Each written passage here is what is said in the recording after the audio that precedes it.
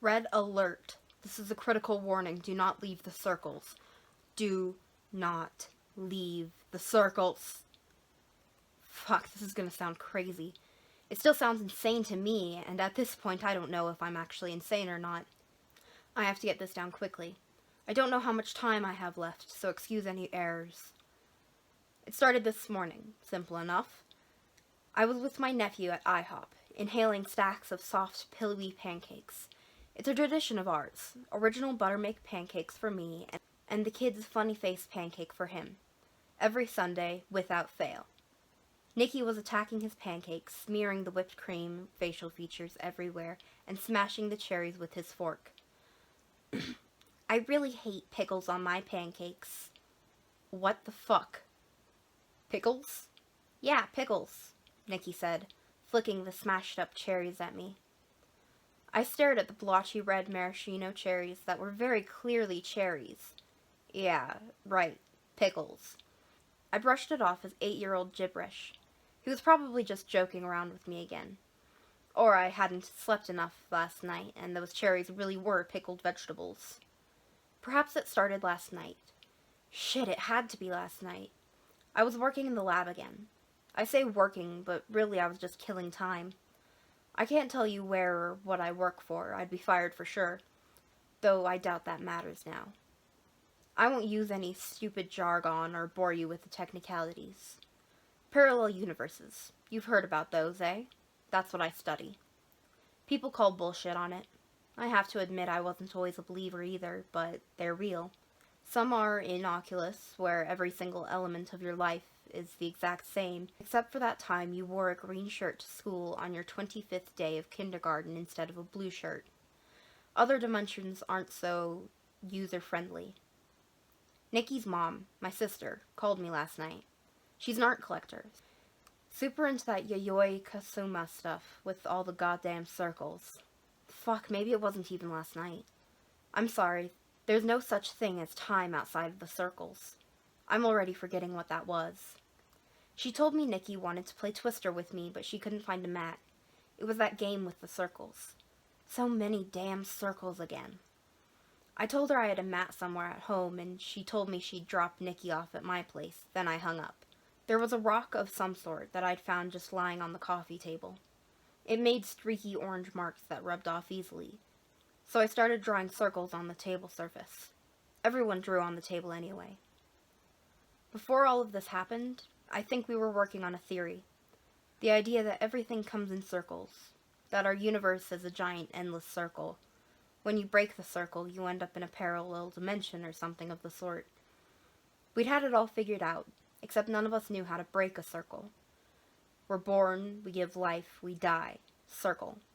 The sun rises, the sun sets, the sun rises. Circle. We make money, we spend money, we crave more. Circle. So I was drawing these stupid circles over and over again. One chalky circle for each circle that appeared in our lives. Wake up, go to sleep, wake up, circle. I was about 30 circles in when the rock crumbled to the point where I simply could not draw anymore. So I ended up with a small gap in my last circle. Now I'm not a perfectionist, so I left it there, an unfinished circle. I knew it would piss off our head researcher. He was always so anal about everything. I left it for him to see the next morning, which would have been today, but I was with Nicky at Denny's this morning, so I couldn't have been drawing circles last night because Joshua never works on Saturday. You see what I mean? About time not existing? No, never mind. Joe will blow his top at something else eventually. Now that I think about it, that rock wasn't a rock. It was some chemical concentrate that we had been messing around with. We even joked about summoning a demon with it. Back to Nicky.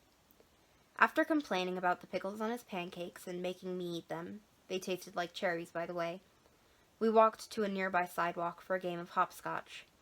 He insisted on playing it despite the insane heat, and I wondered why he wouldn't settle for a different game instead.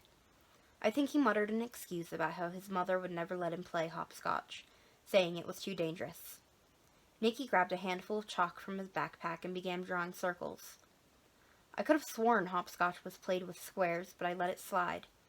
It's not like I played hopscotch all the time, and poor Nicky was probably just seeing too many of his mom's circles. Why don't you go first? I gestured towards Nicky. His face blanched for a second before he quickly regained composure, puffing out his chest. He started hopping, expertly across the scorching pavement, avoiding each line of chalk almost mechanically. By the time he reached the end, there were beads of sweat trickling down his temples. I had assumed it was from the heat. Your turn. He gave me a cheeky grin. Remember, no touching the circles. Ever. Relax, kiddo. It's no big deal. I approached his makeshift hopscotch area and took my first hop. Hop. It was strange. It was only now that I realized how meticulous each circle was, almost as if Nicky had drawn them with compasses. Each circle was also a different size, and the closer I got to Nicky, the smaller my circles became. When I reached the last couple of circles, I realized it would be near impossible for me to make it across without touching any lines of chalk. How had Nicky done it? His feet were small, but this would even be a challenge for him, unless he had resorted to cheating and walked the rest of the way. With my adult feet, I decided there was no point in trying to make a fool of myself, so I calmly looked Nicky in the eye and took a big step.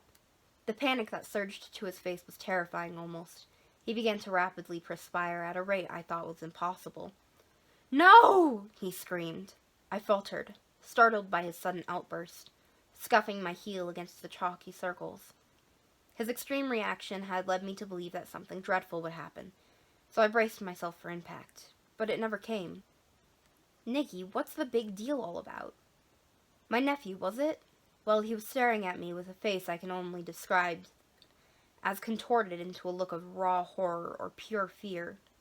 Nostrils flared, jaw agape, eyes stretched wider than I thought possible, with copious amounts of sweat rolling down his forehead and dripping from his eyebrows. "Hey, kiddo, look, I'm all right. No need to be afraid anymore."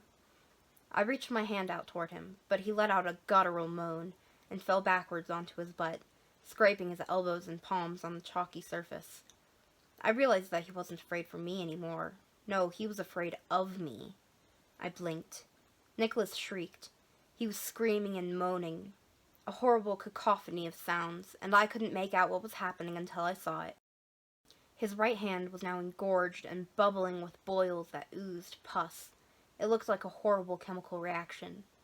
Then there was the smell, repulsive, like burning flesh almost. I blinked again. The boils were gone, and Nicholas was giving me an inquisitive look.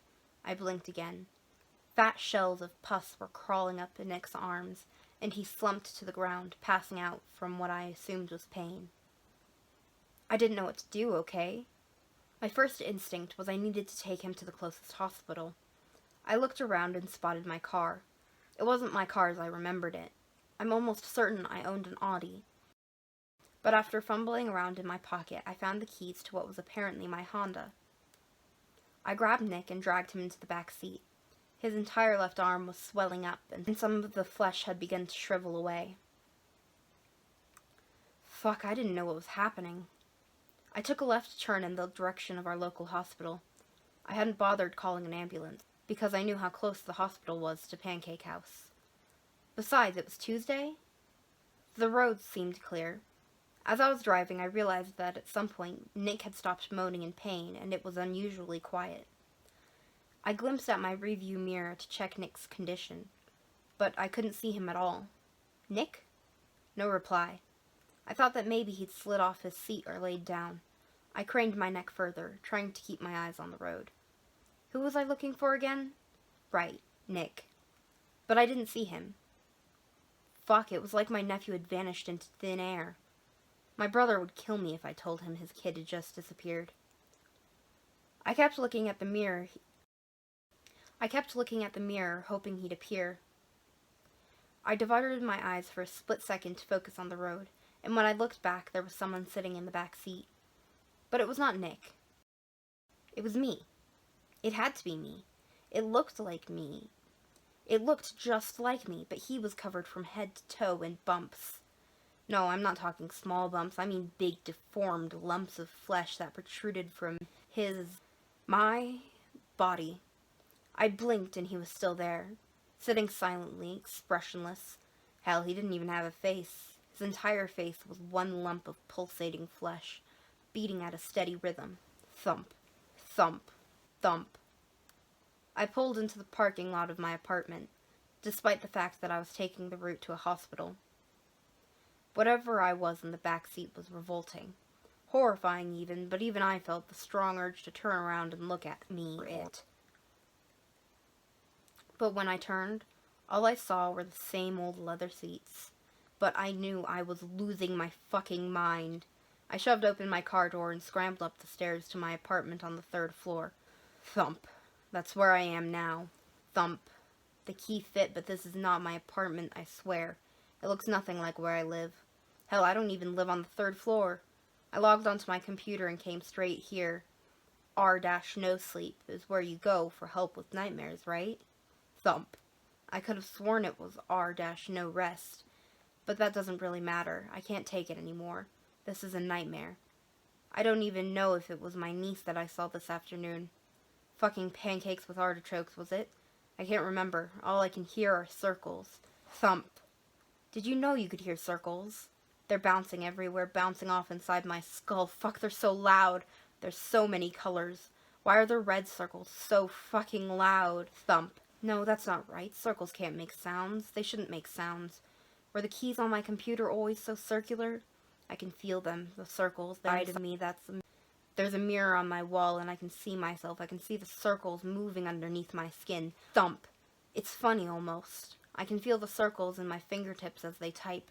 They're so itchy. I need to cut them out. The circles, I can't stand it anymore. I need to cut the circles out.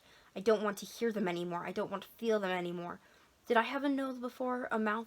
The mirror is giving me a headache. Fuck, I can feel the circles pulsating under my face. So loud, I need to claw them out. Thump. Fuck, there are too many. Circles everywhere. I bet you'd never noticed them. Look around. Do you see the circles? Look closer. Look at your walls, at your ceiling. Can you hear them? Look at your hands. Do you see the circles swimming beneath your flesh? Look at your eyes if you still have any. Do you see the circles within the circles? So beautiful. No, it's too late. I told you to be careful. The circles are already inside of you, waiting to come out. Hi there, and thank you for watching. Feel free to comment down below what you thought of the story, or if there's another story you want to hear. I really want to hear about your own scary or paranormal experiences, so please feel free to go to my Instagram or my email, both displayed on the screen, and tell me all about them. Thank you for watching, and I hope to see you again soon.